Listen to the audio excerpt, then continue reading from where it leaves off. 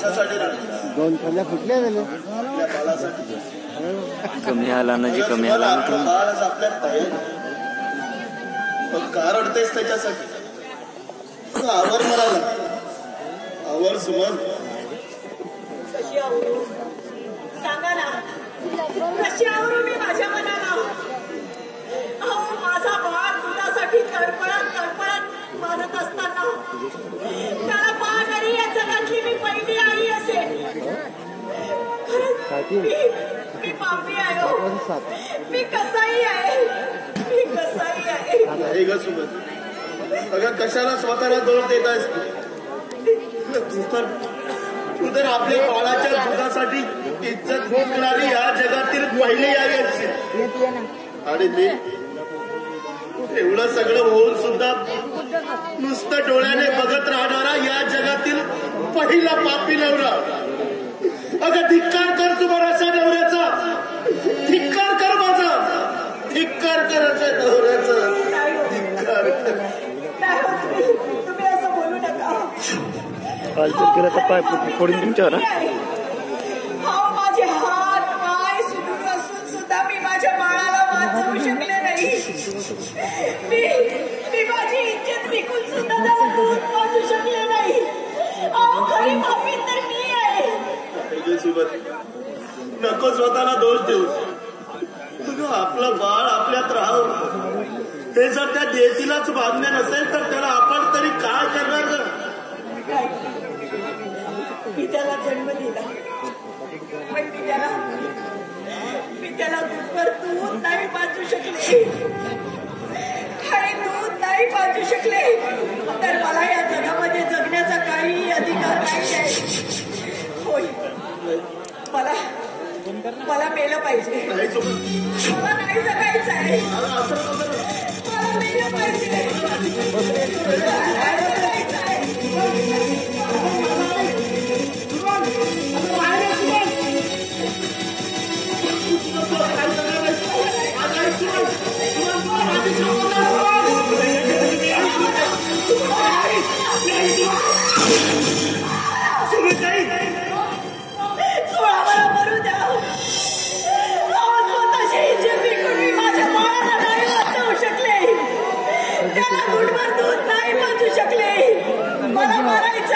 नाही सुमनताई, नाही.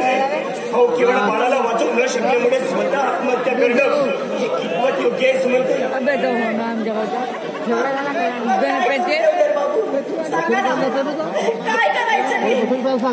तुम्ही रोज कष्ट करून बाळाला दूध विकत घेऊन आणत होते ना?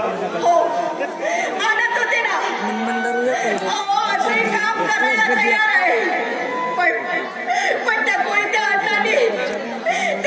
अण्णांनी संपूर्ण गावामध्ये सांगून ठेवलंय की यांना कुणी काम द्यायचं नाही, यांना कुणी अन्न पाणी द्यायचं नाही. मग सांगा ना देवधर बाबू, काय करायचं आम्ही? आणि म्हणून तुम्ही आत्महत्या करायला निघाला सुमनताई? नाही सुमनताई, नाही, तुम्ही चुकताय सुमनताई. हे बघा, अहो त्या कोयत्या अण्णांनी जेव्हा तुम्हाला कामावरून काढून टाकलं ना आणि जेव्हा तुमच्याकडे पैशाची चणचण वाचू लागली तेव्हा या गावामध्ये पिकीचा कोटाला घेऊन 1-1 रुपया या गावातील लोकांना मागू लागले. पण या गावातील कोणीही काळाकुत्र सुद्धा तुम्हाला 1 रुपयाची भीक सुद्धा देऊ शकला नाही. या संधीचा फायदा घेऊन त्या कोयत्या अण्णांनी तुम्हाला कामावरून काढून टाकलं, जेणेकरून ही अबला स्त्री माझ्याकडे येईल, तेच याचना करेल, भीक मागेल, माझ्यासमोर पदर पसरेल आणि मी तेव्हाच तिच्या साडीच्या पदराला हात लावेल आणि हाला नको, जास्त हाला नको. पण सुमनताई, तुम्ही नाही समजू शकलात त्या कोयत्या अण्णाचा डाव. पण हे कोयत्या अण्णा, अरे आजपर्यंत या आपल्या स्त्रियांवर अशाच पद्धतीनं अन्याय अत्याचार करत आलास ना. पण हे बघ, यानंतर तुझा सामना या देवदार जगतापशी पडतोय. यानंतर कधी ना कधी तू माझ्या समोर आलास ना, याच दिवशी तुझा मुर्दा पडल्याशिवाय हा देवदार जगताप स्वस्त बसणार नाहीये. स्वस्त बसणार नाहीये. सुमनताई, अहो तुम्ही विष घेऊन आत्महत्या करायला निघालात, पण थोडाही विचार नाही केला या तुमच्या अपायी स्नेहाचा.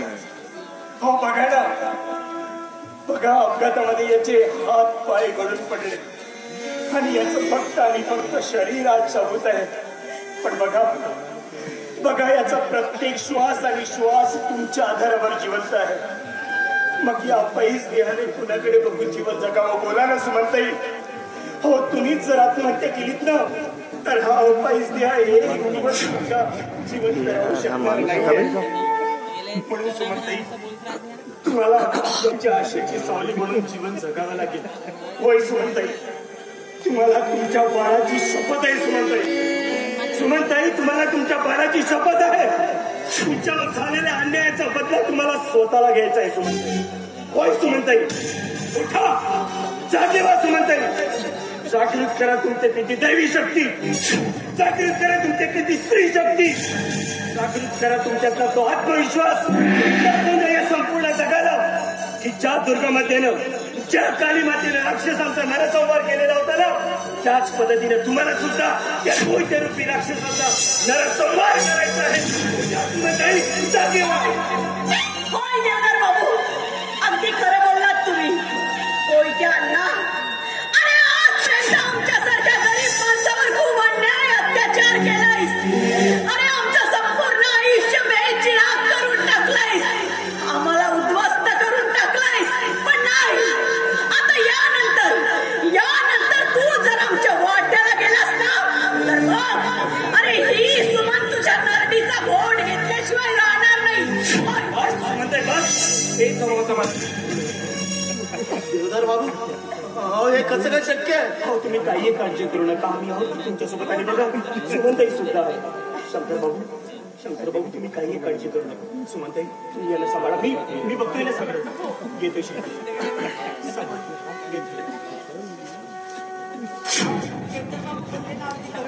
तुम्ही काळजी करू नका, सगळं काही व्यवस्थित.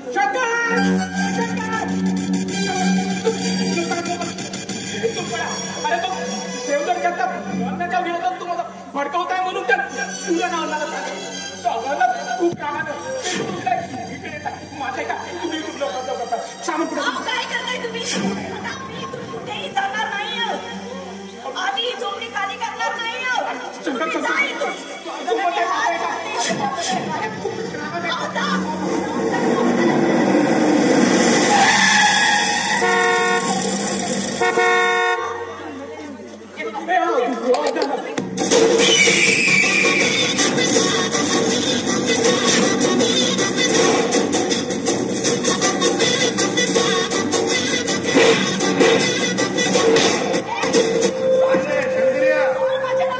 माझ्या विरोधात जातो का तू हरामखोर? बाजूला हटतो. माझ्या नवऱ्याला मारायचं नाही, सांग. काय करशील तो? हे संग्रिया सांग तिला. हे संग्रिया मला मारते का रे? मार रे मार.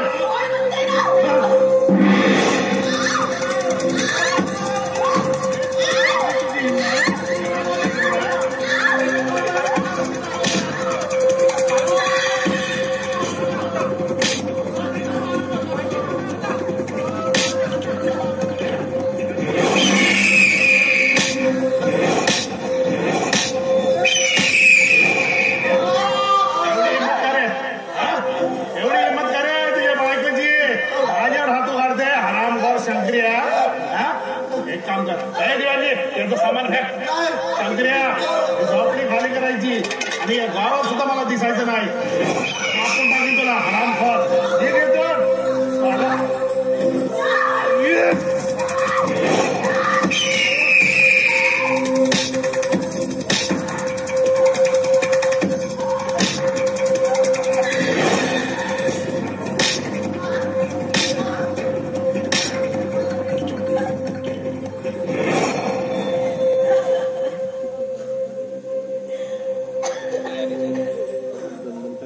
तेरे को मैं समझाया था ना शंकर, नहीं समझाया था ना प्यार से तेरे को डोसा नहीं है क्या? है ना डोसा तेरे को? है क्या हुआ? मेरे को अच्छा नहीं लगता ना तेरे को मारने को. तू लंगड़ा अपाहिज नहीं अच्छा लगता. ये इधर में तकलीफ होता है रे, ये बहुत दर्द होता है तेरे को मारने के लिए. ये अन्ना की शान के खिलाफ ही नहीं है सब.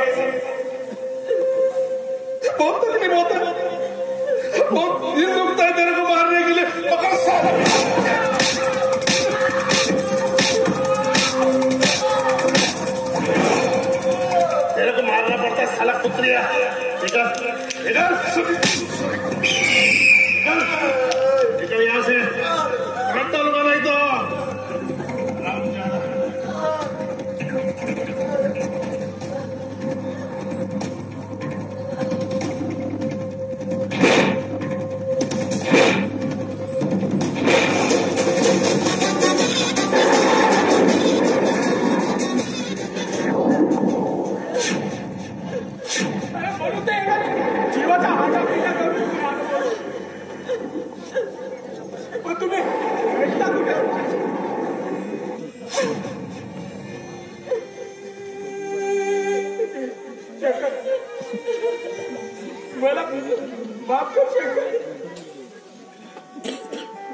सांग जेवढ्या लवकर होईल ना एवढ्या लवकर घर सोडून ना गरज काय एक गाव सोडून खूप मोठा आहे रे खूप मोठा मी तर राहू शकतो मला माफ करते मला माफ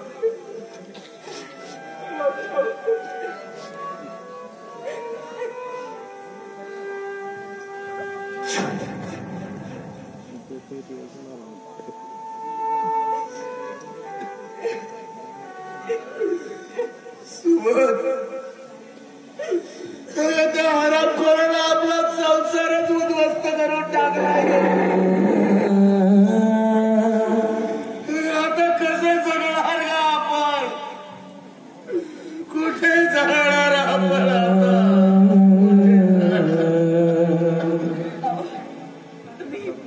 तुम्ही काळजी करू नका. आपल्याला ही वाट जिकडे घेऊन जाईल तिकडे जाऊ आपण. एखाद्या झाडाखाली एखाद्या रस्त्याच्या कडेला